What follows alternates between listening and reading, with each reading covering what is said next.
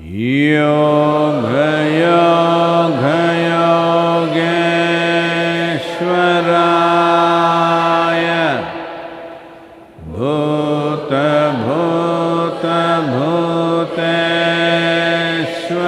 भूतभूतभूतेश्वराय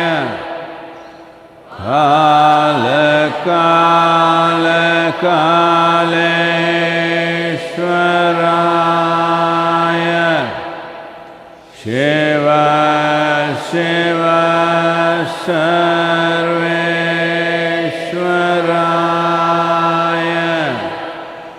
शम्भो शम्भो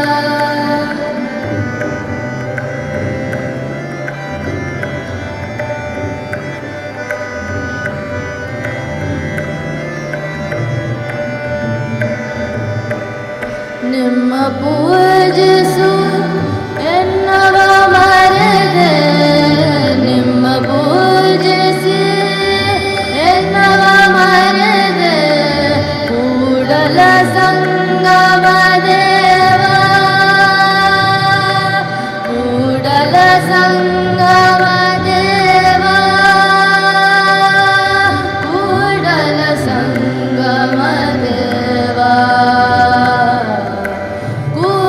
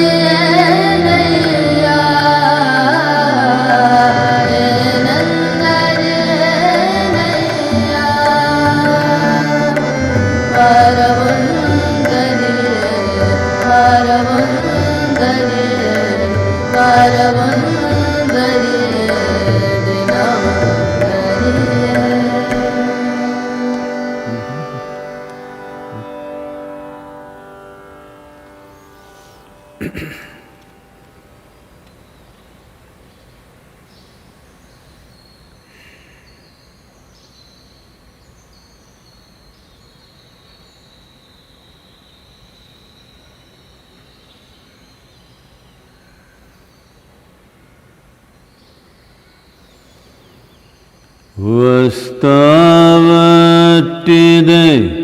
పోతావట్టిదే ఆశ ఎందుకంట చేసిన కర్మము చెడని పదార్థము చేరును మీ వెంట చేతిలో అమృతము ఉన్నంతసేపే అన్నదమ్ములంతా ఆగాధంపై పోయేనాడు ఎవరు రారు వెంట వస్తావట్టిదే పోతావట్టిదే ఆశయందుకంట వెంట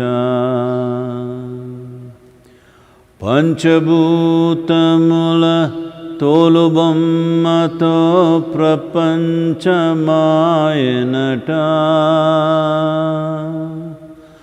అంతము వరకు కించదాసతో పెంచెను జగమంతా వస్తావట్టిదే పోతావట్టిదే ఆశయందుకంట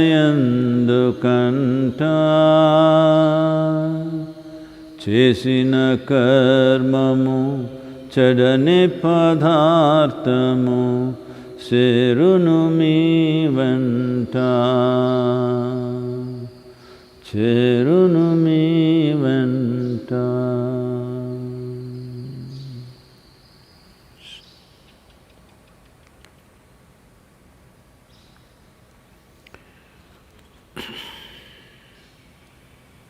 నమస్కారం, అందరికీ నమస్కారం. ఇది మీకు తెలుసుగా, లాక్డౌన్ పొడిగించారు.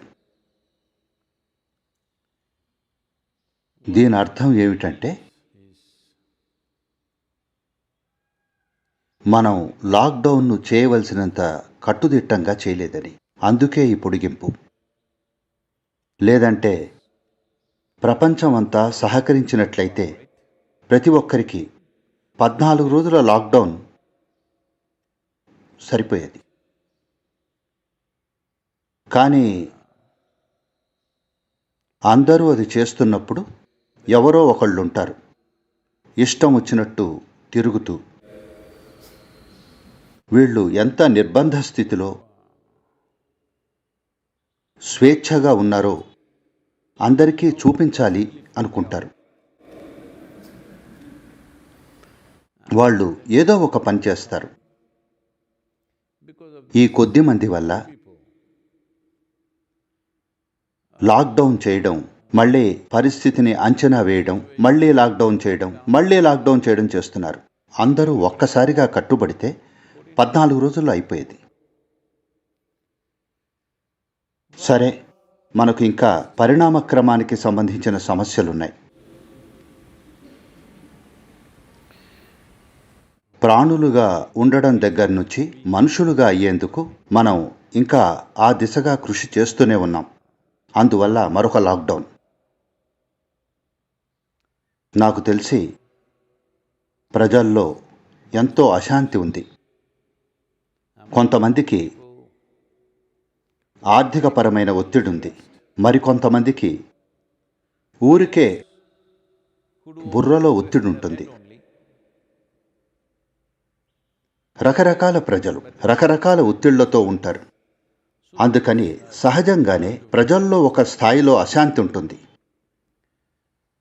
కానీ ముఖ్యంగా మన దేశంలో ఇతర దేశాలతో పోలిస్తే మన దేశ పౌరులు ఏ ఇతర దేశం వారితో పోల్చి చూసినా ఎంతో మెరుగ్గా లాక్డౌన్లో ఉన్నారని చెప్పచ్చు. ప్రస్తుతం ఈ ఇన్ఫెక్షన్ భారతదేశంలో కొద్ది భాగాలకు మాత్రమే పరిమితమైంది. 20% వరకు వైరస్ చేస్తున్న వాటిల్లో ఇన్ఫెక్షన్ల పరంగా, మరణాల పరంగా చూస్తే 20% ముంబైలో ఉంది.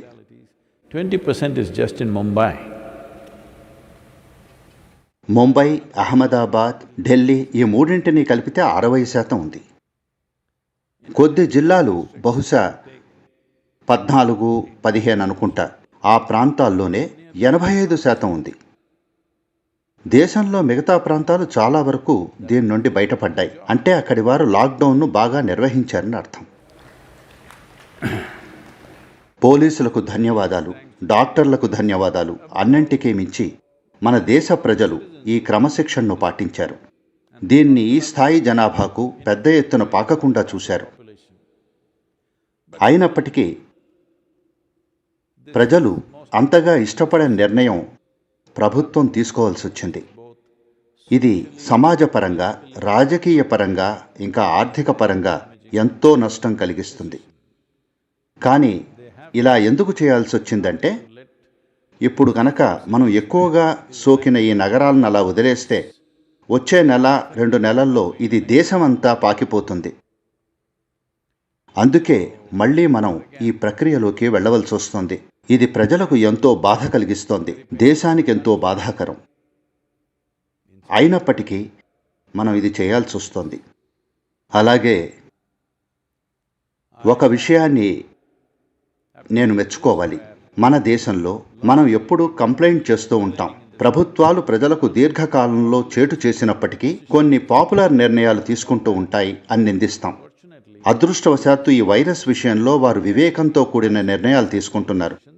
ఇది ఖచ్చితంగా పాపులర్ కాదు, ప్రజలకు నచ్చడం లేదు, కానీ ఇటువంటి నిర్ణయాలు తీసుకుంటున్నారు కేంద్ర ప్రభుత్వం, ఇంకా అన్ని రాష్ట్ర ప్రభుత్వాలు కూడా. ఇంకా మంచి విషయం ఏమిటంటే, జిల్లా స్థాయిలో, తాలూకా స్థాయిలో, గ్రామ స్థాయిలో కూడా నేతృత్వం ఇంకా అధికారులు దీని గురించి చాలా చక్కగా అవగాహన చేసుకున్నారు. వారు గొప్పగా పనిచేస్తున్నారు. ఇది చాలా అద్భుతమైన విషయం. Wonderful.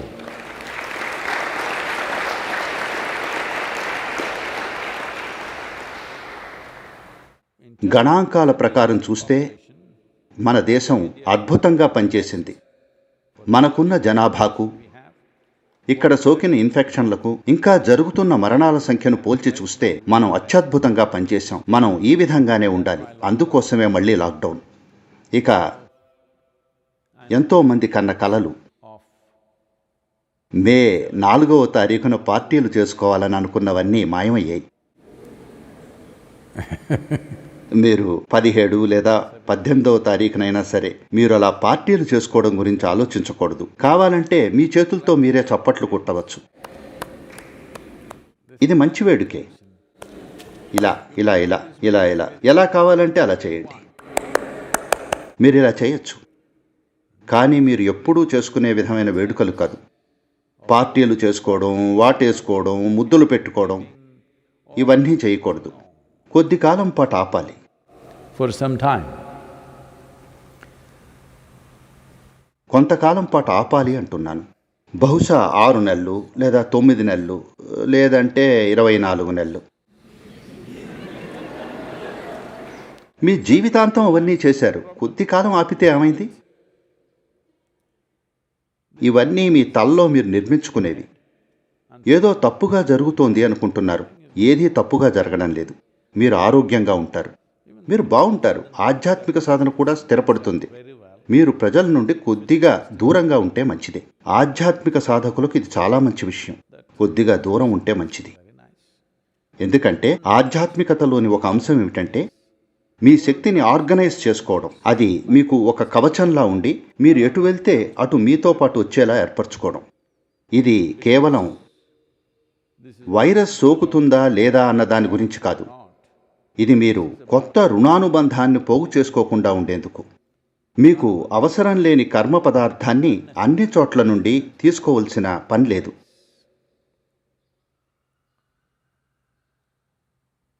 అందుకే మీలో ఆధ్యాత్మిక అన్వేషణలో ఉన్నవారు, మీలో అటువంటివి ఏమీ లేని వారికి ఆ పని చేసేందుకు ఇదే సమయం. ఎందుకంటే ఆధ్యాత్మికత అనేది స్వర్గానికి వెళ్ళడం గురించి కాదు, అది అంతర్ముఖం అవ్వడం కోసం. అంతర్ముఖం అయితే ఏమొస్తుంది అంటే అన్నీ వస్తాయి. ఎందుకంటే మీకు తెలిసినవన్నీ మీ ఆనందం, మీ దుఃఖం, మీ నొప్పి, మీ ఆహ్లాదం, మీ బాధ, మీ పారవస్యం, ఇంకా ఏవైనా సరే అన్నీ మీలోనే జరిగాయి. స్వర్గం జరిగినా అది మీలో మీరు అనుభూతి చెందితేనే అది ఉంటుంది, లేకపోతే మీకు అది లేనట్లే. మీరు అనుభూతి చెందంది మీకు లేనట్లే. It's as simple as that. ఇది అంత తేలిక. ఇది అంతర్ముఖం అవడం గురించింది. దీనిని పూర్తి సామర్థ్యానికి తీసుకెళ్లడం కోసం.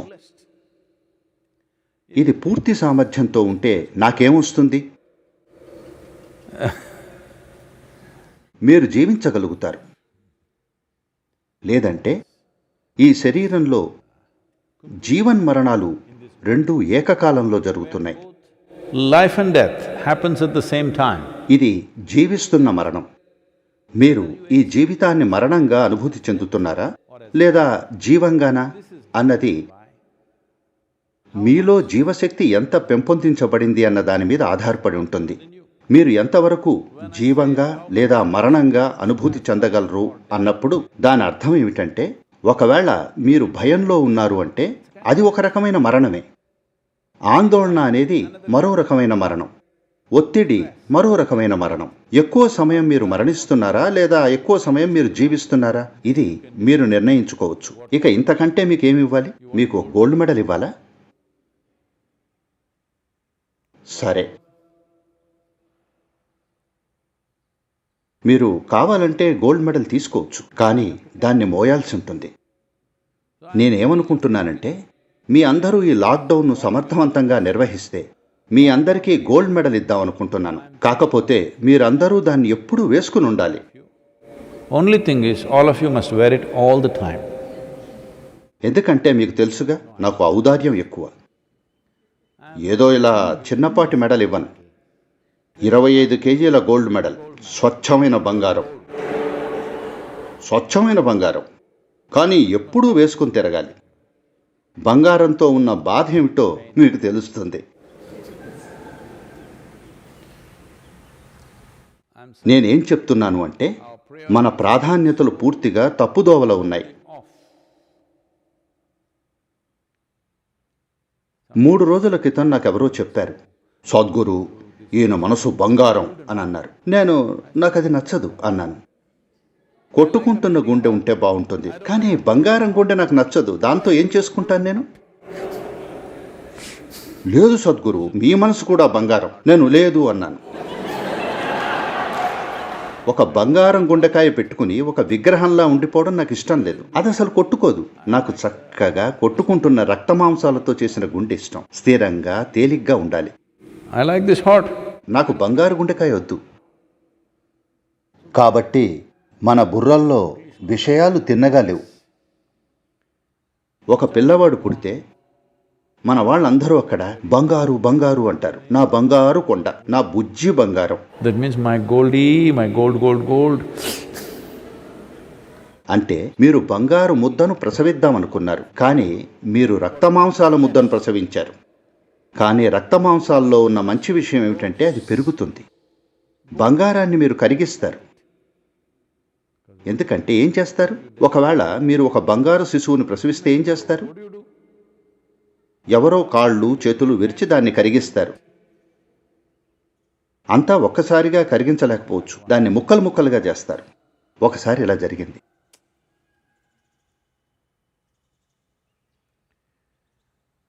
ఒక అతను లూసియానాలో ఉండేవాడు. ఒక రోజున వాళ్ళ ఇంటికి అతిథిగా ఒక అతను వచ్చాడు. ఆ అతిథి He saw అక్కడ హాల్లో ఒక పందిని చూశాడు, కానీ దానికి ఒక కాలు లేదు. అది అక్కడుంది. ఫోన్ మోగినప్పుడు ఈ పంది వెళ్ళి ఫోన్లో మాట్లాడింది. లేదండి, మా సార్ బిజీగా ఉన్నారు అంది. ఇతను ఎంతో ఆశ్చర్యపోయాడు. ఒక పంది ఫోన్ మాట్లాడుతుందా అని. ఆ యజమాని, అవును, ఇది చాలా బాగా మాట్లాడుతుంది. ఇది నా ట్యాక్స్ రిటర్న్స్ కూడా చేస్తుంది. చాలా మంచిది, చాలా సామర్థ్యాలు ఉన్నాయి అన్నాడు. అతను నిజంగా ఒక పంది మీకు ఒక రిసెప్షనిస్ట్గా, ఒక సెక్రటరీగా మీ అకౌంట్స్ చూసుకుంటోంది, మీ ట్యాక్స్ రిటర్న్స్ కూడా చేస్తోంది. అబ్బో, ఇది చాలా అద్భుతం. కానీ పాపం దానికి ఒక కాలు ఎలా పోయింది అని అడిగాడు. ఆ యజమాని, సరేలే, ఎంత విలువైన పందిది, ఎవరికైనా దాన్ని మొత్తం ఒకేసారి తినేయాలని ఎందుకు అనిపిస్తుంది అన్నాడు.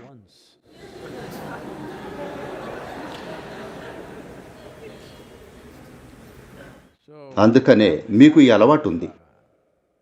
దేనికో అక్కర్లేని విలువను ఆపాదిస్తుంటారు. ప్రజలకు ఆర్థిక విషయాల పట్ల ఎంతో పిచ్చుంది. ప్రస్తుతం ఆర్థిక పరంగా కొంత బాధ ఉంది. అందుకోసం పిచ్చి పట్టాల్సిన పని లేదు. కనీసం మీ వ్యాపారాలను ఎవరూ తగలబెట్టలేదు, మీ ఇంటి మీద బాంబు వేయలేదు, మీ ఆఫీస్ని కూల్చేయలేదు. అన్నీ అలానే ఉన్నాయి. మీరు మాత్రమే లేరు. పక్షులకి ఈ విషయం బాగా ఆహ్లాదకరంగా ఉంది. ఎన్నో వేల సంవత్సరాల పాటు మనం ఇక్కడ జీవించిన తర్వాత 6 వారాల పాటు మనం లేకపోతే మన నాగరికతలు, మనం కట్టుకున్నవన్నీ నేలమట్టం అయిపోతాయి. అంటే మనం ఒక చెత్త నాగరికతను నిర్మించుకున్నట్టేగా. వేల సంవత్సరాల పాటు మనం ఇక్కడ మనుగడ సాగించిన తరువాత 6 వారాల్లో మనం సృష్టించుకున్నవన్నీ పోతాయి. ఏం జరుగుతుందో ఇక మీదట ప్రపంచం అదే విధంగా ఉండబోదు. ఈ వాదనలు అన్ని చోట్ల జరుగుతున్నాయి. అది ఉంటుంది, కాకపోతే కొద్దిగా దూరం. ఆ పని మేము ఎప్పుడూ చేస్తూనే ఉన్నాం. అందుకని మాకు ఎటువంటి మార్పు ఉండదు. సరే, మేము పెద్ద కార్యక్రమాలు నిర్వహించలేం. 8,000, 10,000, 25,000 మంది ఒక చోట చేరలేరు. పర్వాలేదు, కొద్ది కాలం పాటు అది పర్వాలేదు. ఎన్నో విషయాలను రూపాంతరం చేయాల్సి ఉంటుంది. ప్రస్తుతం మార్పులు చేస్తున్నాం. అదేవిధంగా అందరూ కూడా తమ తమ వ్యాపారాలను బట్టి తగిన మార్పులు చేయాలి. ఆర్థిక పరంగా నష్టపోతామా అంటే ఖచ్చితంగా. ఇక్కడ కూడా మాకు ఆర్థిక పరంగా ఎంతో నష్టం జరుగుతుంది. ఎందుకంటే మాకు ఎన్నో బాధ్యతలున్నాయి. ఏది ఏమైనప్పటికీ అవి నిర్వహించాల్సిందే. But there's no revenue from any direction. కానీ ఎక్కడి నుండి ఆదాయం రావడం లేదు. ఎన్నో సంస్థలకు, విద్యా సంస్థలకు, వ్యాపారాలకు, చిన్న వృత్తులు చేసుకునే వారికి, ప్రభుత్వానికి కూడా ఎక్కడి నుండి ఆదాయం లేదు. అందుకే ఒక ముఖ్యమైన విషయం ఏమిటంటే వ్యవసాయాన్ని కొనసాగించాలి. అప్పుడు మన దగ్గర డబ్బు లేకపోయినా సరే ఆహారం ఉంటుంది. మనం తినేందుకు ఆహారం ఉంది. మీరు బాగా భోజనం చేసిన తర్వాత ఇక పేచీ పెట్టడానికి ఏమీ లేదు. అవును, మన సంస్కృతిలో ఇక్కడ మన వాళ్ళు గ్రామాల్లోకి వెళితే మిమ్మల్ని ఎలా ఉన్నారు అని అడగరు. They will ask Saptingla? అంటే భోజనం చేశారా అని. ఎందుకంటే మీరు భోజనం చేసిన తర్వాత ఇక మీకు సమస్య ఉంది. తక్కినవన్నీ ఉన్నది మీ బుర్రలోనే. మీరు భోజనం చేస్తే ఇక సమస్య ఉంది. ఇది మనుగడకు సంబంధించిన సమస్య. మిగిలినవన్నీ బుర్రలో ఉన్నవే. అవి ఎన్నో రకాలు. ప్రజలు వారిలాంటి వారిని ఇంకా కొంతమందిని పోగు చేసుకుంటారు. ఒక 100 మంది ఒకే రకం పిచ్చి ఉన్నవారు ఒక చోట చేరితే దానిని పెద్ద ఉద్యమంగా చేస్తారు. పిచ్చివారందరూ కలిసి ఒక పెద్ద ఉద్యమం చేస్తారు. దీనికి ఎన్నో అందమైన పేర్లు పెట్టచ్చు. కానీ ప్రాథమికంగా మిమ్మల్ని ఎవరూ బుల్లెట్తో కాల్చడం లేదు. మీ కడుపు నిండుగా ఉంది కదా. కడుపు నింపుకోవడానికి కూడా అవకాశం లేని వారు ఉన్నారు. వారిని మనం చూసుకోవాలి. సమస్య లేదు. మనం వ్యవసాయం చేసుకుంటే డబ్బులు తర్వాత చెల్లించే విధానంలో ప్రభుత్వం రైతుల దగ్గర నుంచి దీన్ని కొని అందరికీ పంచిపెట్టగలదు. మీరు తర్వాత కట్టండి. ఈరోజు తినండి. ఈరోజు తిని సంవత్సరం తర్వాత కట్టండి. రైతులకు మాత్రం మీరు వారికి ఏది అవసరమో అది చెల్లించండి. ఎందుకంటే వారు మీకు ఆహారం ఇస్తున్నారు. ఇక మిగిలిన వారు తిని ధ్యానం చేసుకుని ఏం చేయాలో అవన్నీ చేసి నేను చెప్పిన విధంగా మీ అందరికీ 15 రోజులు ఎక్స్ట్రాగా వచ్చాయి. మీరు 10% శరీర దారుఢ్యం, 10% మానసిక సామర్థ్యం, 10% భావపరమైన స్థిరత్వం. మీరు చేస్తున్న పని ఏదైనా సరే అందులో ఓ 10% మెరుగైన సామర్థ్యాన్ని పెంపొందించుకుంటే, అబ్బో, ఎంత గొప్ప దేశం, ఎంత గొప్ప ప్రపంచం ఉంటుంది మనకు. 10% వల్ల ఎంత మెరుగుపడుతుందో తెలుసా మీకు? చాలా ఎక్కువ మార్పు వస్తుంది.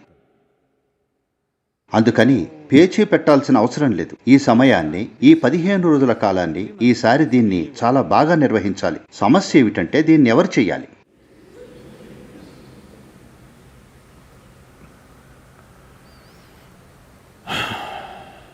శంకరన్ పిల్లై టెక్సాస్కు వెళ్ళాడు. క్యాథలిక్ వనితను వివాహం చేసుకున్నాడు. లాక్డౌన్ పరిస్థితి. లేదంటే అతను రోజు ఆఫీస్కి వెళ్ళేటప్పుడు మొదట వచ్చే స్టార్బక్ దగ్గర ఆపి కాఫీ తీసుకుని ఆఫీస్కి వెళ్ళేవాడు. వాళ్ళ ఆవిడ ఇంకా లేచేది కాదు. ఇప్పుడేమో ఇంట్లోనే ఉంటున్నాడు. అందుకే సాయంత్రం పూట ఈ వాదన వచ్చింది, పొద్దున్నే కాఫీ ఎవరు పెట్టాలి అని. అతని భార్య, నాకంటే నువ్వే ముందు లేస్తావు కాబట్టి నువ్వు కాఫీ పెట్టు అంది.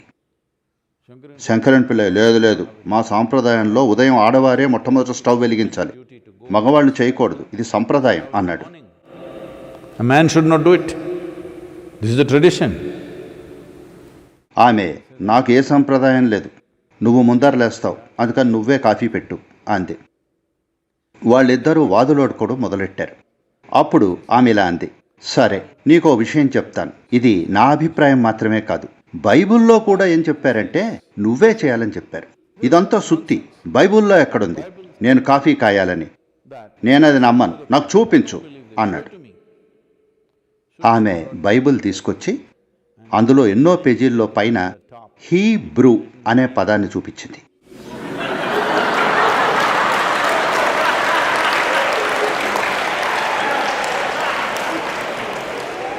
So Hebrew.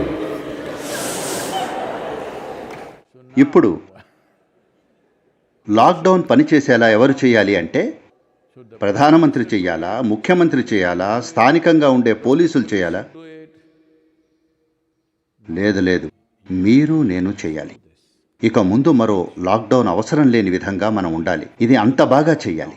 We must make this so absolute. ఇక వైరస్ సోకేందుకు అవకాశమే ఉండకూడదు. అంతే.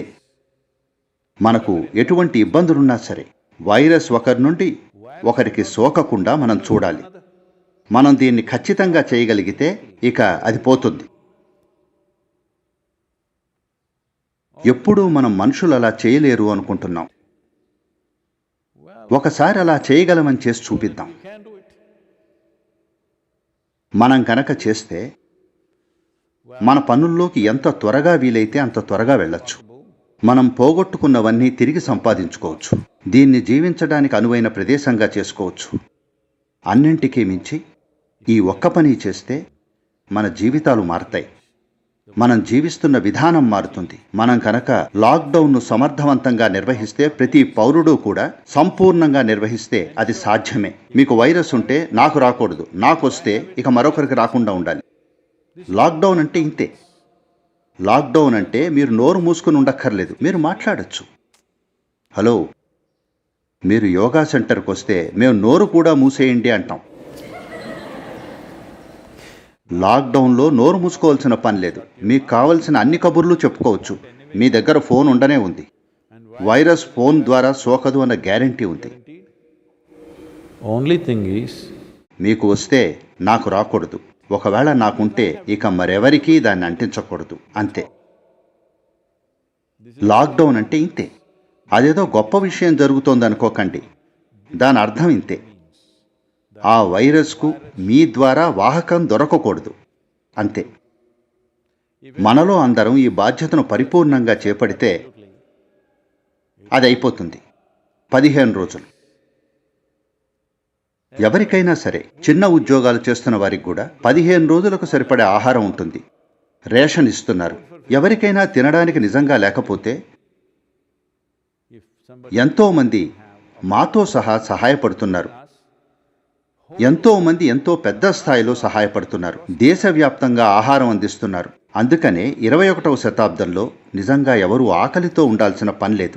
ఎందుకంటే ట్రాన్స్పోర్టేషన్ ఉంది, కమ్యూనికేషన్ ఉంది. ఎవరూ ఆకలితో ఉండాల్సిన అవసరం లేకుండా మనం చూసుకోవచ్చు. ఒకసారి కడుపు నిండితే భోజనం చేశారా, ఇక ఆ తర్వాత ఏముంటుంది? భోజనం చేశారు కదా, అంతే. ఎందుకంటే మనుగడ కోసం ఆహారం అవసరం. దాని సంగతి చూసుకున్న తర్వాత మిగిలినవన్నీ మీ బుర్రలో జరుగుతున్న చెత్త. దానిని నిర్వహించడం నేర్చుకోండి. ఈ 15 రోజులు మీకు ఒక అద్భుతమైన సమయం కావచ్చు. మన జీవితాల్లో వచ్చే ఎలాంటి పరిస్థితినైనా మీరు ఎదుర్కోగలిగేటట్లుండాలి. అది నేర్చుకోవడానికి ఇది ఎంతో గొప్ప సమయం. అది ఎంతో ముఖ్యం. ప్రపంచాన్ని మీ అవసరాలకు అనుగుణంగా తిప్పాలి అనుకోకండి. మీరు ఎలా ఉండాలి అంటే, ప్రపంచంలో ఏం జరుగుతున్నా సరే మీరు చక్కగా ఉండాలి. మిమ్మల్ని మీరు ఈ ప్రపంచానికి తగ్గట్టుగా తయారు చేసుకోవడం అనేది ఎంతో ముఖ్యమైనది. ప్రపంచాన్ని మీకు నచ్చినట్లు తిప్పుకోవడం కాదు, అది మీలో ఇమిడేలాగా చేయడం కాదు. అలా ఎప్పటికీ జరగదు. మీరు ఏ విధంగా ఉండాలి అంటే, ప్రపంచం ఎలా ఉన్నా సరే మీరు అందులో ఇమిడిపోయి మీరు చేయగల ఉత్తమమైంది మీరు చేసేలాగా ఉండాలి. అది నేర్చుకోవడానికి ఇది చాలా గొప్ప అవకాశం. సున్నితంగా నేర్చుకోవడం ఇది. మనం దీన్ని యుద్ధం అంటున్నాం. అందరినీ యోధులు అంటున్నారు. ప్రధానమంత్రి గారు ప్రతి ఒక్కరిని కోవిడ్ యోధులు అన్నారు. ఒక యోధుడు అంటే ఎల్లప్పుడూ మరణాన్ని ఎదుర్కొంటున్నవాడు. అందుకే అందరూ వారికి వందనం చేస్తారు. అతను స్పృహతో వెళ్ళి ప్రమాదాన్ని ఎదుర్కొంటాడు.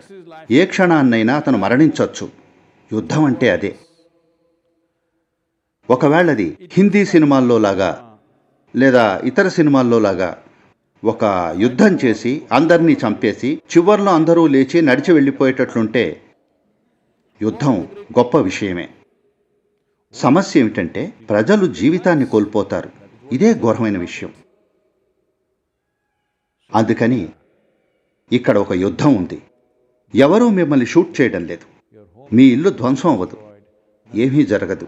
మీరు చేయాల్సిందల్లా మరో మనిషి నుండి 6 అడుగుల దూరాన్ని పాటించడమే. మరొక 15 రోజులు మీకు అది సోకకుండా చూసుకోవాలి. ఒకవేళ మీకు సోకితే మరెవరికీ సోకకుండా మీరు జాగ్రత్త పడాలి. అంతే. లాక్డౌన్ అయిపోతుంది. దాన్ని సాకారం చేద్దాం. ఈ ప్రశ్న అశోక్ కుమార్ అడుగుతున్నారు. నమస్కారం సద్గురు. మొదటిగా అసలు ఈ సృష్టి ఎందుకు సృష్టించబడిందో తెలుసుకోవాలనుకుంటున్నాను. అయ్యోయ్యో, నే చేయలేదు. అతను నన్ను నిందిస్తున్నాడా? ఇంకా సృష్టించబడిన వ్యక్తికి తన ఉనికి యొక్క స్వభావాన్ని తెలుసుకోవడానికి కూడా ఎందుకు స్వాతంత్రం ఇవ్వబడలేదు?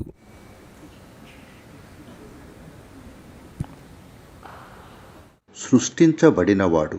ఓ, సృష్టించబడినవాడు, సృష్టికర్త కాదు. సరే. మీ స్వంత ఉనికి యొక్క స్వభావాన్ని మీరు తెలుసుకునే అవకాశం లేకపోతే నేను మీతో నా జీవితాన్ని ఎందుకు వృధా చేస్తాను?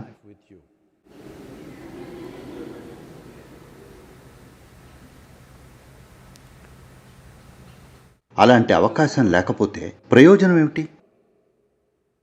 మీరు ఎలాంటి మూర్ఖులు అన్నది విషయం కాదు. అయినా అవకాశం ఉంది. అందుకే ఈ ప్రయత్నం. లేకపోతే ప్రయోజనం ఏమిటి? ఆధ్యాత్మిక ప్రక్రియ అంటే ఇదే. మీరు ఏ జీవాన్ని పక్కన పెట్టలేదు. ఎందుకంటే ప్రతి జీవం ఒక అవకాశం. ఒకరు ఇలా అన్నారు, ఒకరు ఇలా అన్నారు, ఒకరు అలా అన్నారు. ఒకరు తెలివి తక్కువ వారిలా అనిపిస్తారు, ఒకరు తెలివైన వారిలా కనిపిస్తారు. సమాజం ఏ తీర్పిస్తుందో దాంతో పట్టింపు లేదు. ఒక జీవంగా ఇక్కడ ఉండడానికి తగినంత మేధస్సు వారికి ఉంది. ఎందుకంటే ఉనికిలో ఉండటానికి చాలా మేధస్సు అవసరం. ఎన్నో విషయాలు పనిచేస్తున్నాయి. 1-2 విషయాలు కాదు, లక్షలాదిగా విషయాలు జరుగుతున్నాయి. ఉనికిలో ఉండేందుకు మీకు మేధస్సు ఉన్నప్పుడు తెలుసుకోవడానికి అవసరమైన మేధస్సు కూడా మీకు ఉన్నట్లే. కానీ మీరు కొంచెం పరధ్యానంలో ఉన్నారు. మీ మేధస్సును ఎలా ఉపయోగించాలో మీరు నేర్చుకోలేదు. కాబట్టి ఇది మీకు చిన్న తలనొప్పినిస్తుంది. మీకు తలనొప్పి వస్తోంది. నేను తలనొప్పి అన్నప్పుడు వైరస్ తలనొప్పి మాత్రమే కాదు, మీకు ఏదో ఇబ్బంది కలిగిస్తుంది అంటున్నాను. అంటే మిమ్మల్ని మీరు ఇబ్బంది పెట్టుకోవడానికి తగినంత మేధస్సు మీకుంది. ఒక లేని సమస్యను ఎలా సృష్టించాలో మీకు తెలిస్తే చెప్పండి.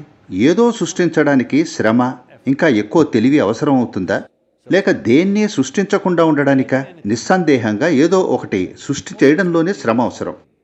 కనుక మీ మనసులో ఈ కల్పనలన్నీ సృష్టించడానికి చాలా మేధస్సు, కృషి కావలసి ఉంటుంది. కానీ ఇదొక విధానం. ఇక్కడ కొన్ని పనులు చేయడానికి నేను మీకు ఒక స్క్రూ డ్రైవర్ ఇస్తే మీరు దాన్ని మీ చెవుల్లో పెట్టుకు తిప్పుతూ మీరు అనుకున్నారు, ఈ విధానం బాగుంది, ఇది కొంతకాలం బాగుంటుంది. ఆపై మీరు అనుకున్నారు, అది కూడా మీరు చేస్తారు. కానీ ఒకరోజు మీ కళ్ళల్లో ఏదో అవుతుంది. అప్పుడు మీకే తెలుస్తుంది మీకు జరుగుతుంది అంతే. ఇది చాలా హాస్యాస్పదంగా అనిపించవచ్చు, కానీ మీరు చేసేది కూడా అంతే హాస్యాస్పదంగా ఉంది. మీకు మీరు చేసుకుంటున్నది ఇదే. పదే పదే నేను ఈ మాట చెప్తున్నాను. మేము మీ మెదడులో సగం తొలగిస్తే మీకు ఆధ్యాత్మికత అవసరం ఉండదు. మీరు ప్రశాంతంగా కూర్చుంటారు. నోరు కొద్దిగా తెరవచ్చు, అందులో సమస్య ఉంది. కానీ మీరు ప్రశాంతంగా అవుతారు. కాబట్టి మీ సమస్య ఏమిటంటే తెలుసుకోవడానికి మీకు తగినంత తెలివితేటలు లేకపోవడం కాదు. సమస్య ఏమిటంటే మీరు దాన్ని ఉపయోగించుకోలేదు. అయితే సృష్టికర్తే నా కోసం దీన్ని ఎందుకు ఉపయోగించలేరు?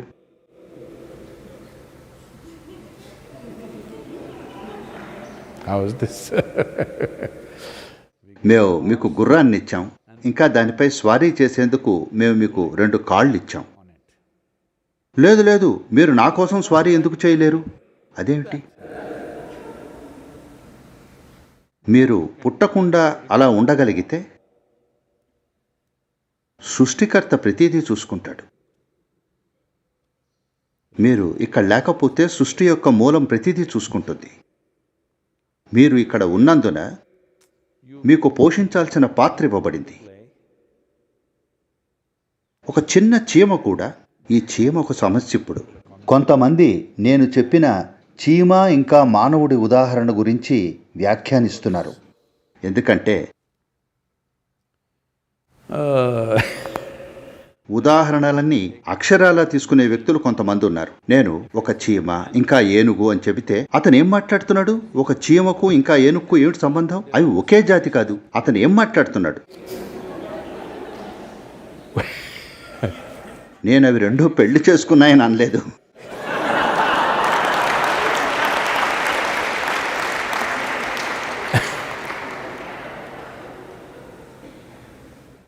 కాబట్టి మీరు అతి చిన్న జీవిని తీసుకున్నా కూడా చీమల కన్నా చాలా చిన్న జీవులు ఉన్నాయని మీకు తెలుసు. వైరస్ ఉండనే ఉంది. కానీ సాధారణంగా ఏ భాషలోనైనా చీమ అంటే, ఎందుకంటే సాధారణంగా అది ప్రతి చోట ఉంటుంది. అపార్ట్మెంట్లలో నివసించేవారు చీమను చూడలేదేమో, కాబట్టి నేను ఏదో జీవి గురించి మాట్లాడుతున్నానని వారు అనుకుంటున్నారు. అలా కాక ఈ భూమి మీద నివసించే వారికి చీమలు ప్రతి చోట కనిపిస్తాయి. కాబట్టి ఒక చిన్న జీవిని మీరు చూస్తే చీమ కూడా తన సొంత పని చేయాలనుకుంటుంది. తనదైన రీతిలో, తనకున్న చిట్టి బుర్రతో తన పని తాను చేయాలనుకుంటుంది. అది ఎక్కడికో వెళ్తూ ఉంటుంది. మీరు అది వెళ్ళే మార్గాన్ని అడ్డుకుని చూడండి. నేను నెలలు గడిపాను ఈ చీమల్ని అర్థం చేసుకోవడానికి ప్రయత్నిస్తూ. వాటి తెలివితేటల్ని ఇంకా వాటి మనుగడ జ్ఞానాన్ని చూసి ఆశ్చర్యపోయాను. అవి విషయాలను ఎలా నిర్వహిస్తాయనేది అసలు నమ్మశక్యం కాదు. ఇంకా అవి పాటించే ట్రాఫిక్ పద్ధతి కూడా. బెంగళూరులో ఉండే వాళ్ళందరికీ వారికి కొంత చీమల శిక్షణ అవసరం. అవి అలా సునాయాసంగా వెళ్తూ ఉంటాయి, ఒకదాన్నొకటి ఢీ కొట్టుకోకుండా అలా వెళ్తూనే ఉంటాయి. సరేనా? కాబట్టి నేను చాలా ఆశ్చర్యపోయాను. ఇంకా చాలా సమయం వాటితో గడిపాను. మీరు అక్కడ మీ చెయ్యి ఉంచండి. అది తను వెళ్లాల్సిన మార్గాన్నే కోరుకుంటుంది. తన మార్గాన్ని మార్చుకుని దారి తప్పదు. ఇలా వెళ్ళి ఇలాగే మళ్ళీ ఇక్కడికి వచ్చి వెళ్తుంది. ఎందుకంటే అది తన పని చెయ్యాలనుకుంటుంది. కాబట్టి ఇది జీవం యొక్క లక్షణం. అదొక్కటే కాదు, ప్రతి జీవి. ఇదే సృష్టి యొక్క గొప్పతనం. అది మీకు వ్యక్తిగత అనుభవాన్ని ఇచ్చింది. ఒకవేళ మీకు కనుక నాడీ వ్యవస్థ లేకపోతే ఇకేమీ ఉండదు. బహుశా వైరస్కు వ్యక్తిగత అనుభవం ఉండకపోవచ్చు, ఎందుకంటే దానికి నాడీ వ్యవస్థ లేదు, మనకు తెలియదు. కానీ నేను ఊహిస్తున్నాను, దానికి వ్యక్తిగత అనుభవం లేకపోవచ్చు. బహుశా వాటికి సామూహిక ఉనికి ఉండి ఉండొచ్చు. కానీ మనకు వ్యక్తిగత అనుభవం ఉంది. మనందరం ఒకే నేల నుండి వచ్చాం, కానీ మనకి ఇక్కడ కూర్చున్నప్పుడు వ్యక్తిగత అనుభవం ఉంటుంది. ఇది చిన్న విషయం కాదు. ఇది మన జీవితంలోని ప్రాథమిక విలువ, మనకు వ్యక్తిగత అనుభవం ఉండడం అనేది. మీకు వ్యక్తిగత అనుభవం ఉన్నప్పుడు తెలుసుకోవడం కోసం మీ మేధస్సుని నిర్వహించడం లేదా ఉపయోగించడం అనేది మీ పని కాదా? మీకు తెలుసుకోవలసిన మేధస్సు ఉందా అంటే ఖచ్చితంగా. నేను చెప్పినట్లుగా ఉనికిలో ఉండేందుకు మీకు మేధస్సు ఉన్నప్పుడు తెలుసుకోవడానికి అవసరమైన మేధస్సు కూడా మీకు ఉన్నట్లే. కానీ ప్రజలు మీరు స్వర్గానికి వెళ్తారని చెప్పారు కాబట్టి మీరు దాన్ని మరెక్కడో ఉపయోగించుకోవడానికి భద్రం చేస్తున్నారు. కానీ మేము మిమ్మల్ని శ్మశాన వాటికకు తీసుకెళ్ళినప్పుడు మీ మెదళ్లను కూడా కాల్చేస్తాం. కనీసం ఈశా శ్మశాన వాటికలు తలలు కూడా కాల్చబడతాయి. కాబట్టి మీరు దాన్ని అక్కడికి తీసుకెళ్ళి వాడదలుచుకుంటే, లేదు మేము దాన్ని ఇక్కడ కాల్చేస్తాం, అక్కడ వారు మీకు మెదడు ఇస్తారా లేదా అన్నది మాకు తెలియదు. Yes. ఇక్కడ మీ మెదడు పనిచేయడం లేదు కాబట్టి మీరు వేరే చోటుకు వెళ్ళాలనుకుంటున్నారు. ఇదే సమయం మీరు మీ శరీరం, మెదడు, శక్తి అనేవి ఇక్కడ పూర్తి స్థాయిలో పనిచేసేలా చేసి దాన్ని మీ చేతుల్లో పెట్టుకుని మీకు కావలసిన విధంగా నడిపించేందుకు ఇదే సమయం. ప్రస్తుతం అది చెల్లాచెదరుగా ఉంది. మీ తెలివితేటలు మీకు ఇంకా మీ చుట్టూ ఉన్న ప్రతి ఒక్కరికి వినాశనం కలిగిస్తున్నాయి. అవును, కాబట్టి సృష్టి మీకు మార్గాలను ఇవ్వకపోవడం కాదు, మార్గాలున్నాయి, మీరు తప్పక ఉపయోగించాలి. మీరు దీన్ని మీకోసం ఉపయోగించడం లేదు, మీకు వ్యతిరేకంగా ఉపయోగిస్తున్నారు. లాక్డౌన్ లాక్డౌన్ లాక్డౌన్ అని ఇప్పుడు మిమ్మల్ని మీరే పొడుచుకుంటున్నారు. మీరు నిజానికి చూస్తే లాక్డౌన్ అనేది మీ జీవితంలో మీకు జరిగిన గొప్ప విషయం. ఎందుకంటే 6-8 వారాలు. ఎవరికైనా అలాంటి సెలవు ఎప్పుడైనా వచ్చిందా? ఓ నేను ఎక్కడికి వెళ్ళలేను అంటే అది కాదు విషయం. మీకు సమయం ఉంది, మీరు చేయగలిగిన పనులు ఎన్నో ఉన్నాయి. మీరు మీతో, మీ చుట్టూ ఉన్న వాటితో, ఇంకా మీ చుట్టూ ఉన్న వ్యక్తులతో చేయగలిగిన పనులు ఎన్నో ఉన్నాయి. ఈరోజు నేను కొంతమంది పోలీస్ అధికారులతో మాట్లాడుతున్నాను. వారు ఇలా చెప్తున్నారు, చెన్నైలో కూడా ఇవి గృహహింస కేసుల సంఖ్య పెరుగుతోంది అని. ఎందుకంటే మీకు ఎలా ఉండాలో తెలియదు కాబట్టి మీరు ఒకరినొకరు కొట్టుకుంటున్నారు. అర్థం లేదు. మీ కుటుంబం అని చెప్పేది వాళ్ళనేనా? All the best. మీ కుటుంబాన్ని మీరు ఈ విధంగా నిర్వహిస్తే మీకు ఆల్ ద బెస్ట్. వాళ్ళు మీ ప్రియమైన వారు, అందుకే వారితో తప్పడు.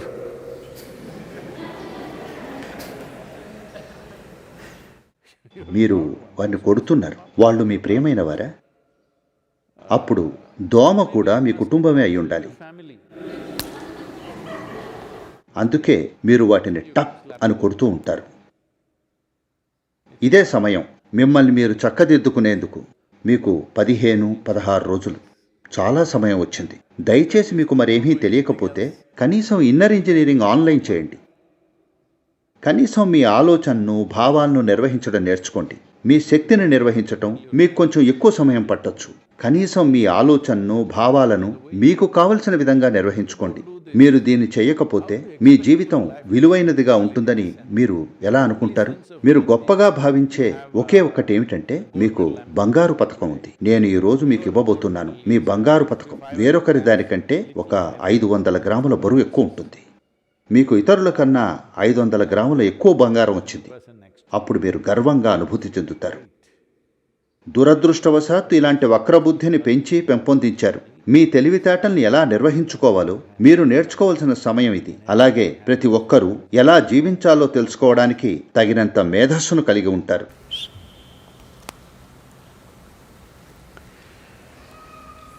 యోగ యోగ యోగేశ్వరాయ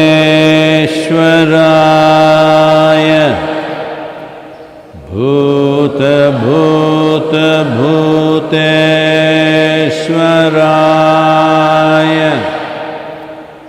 కాల కాల కాళేశ్వరాయ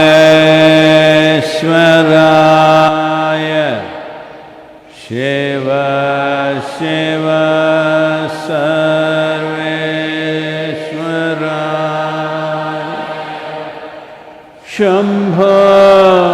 शंभो महादेव।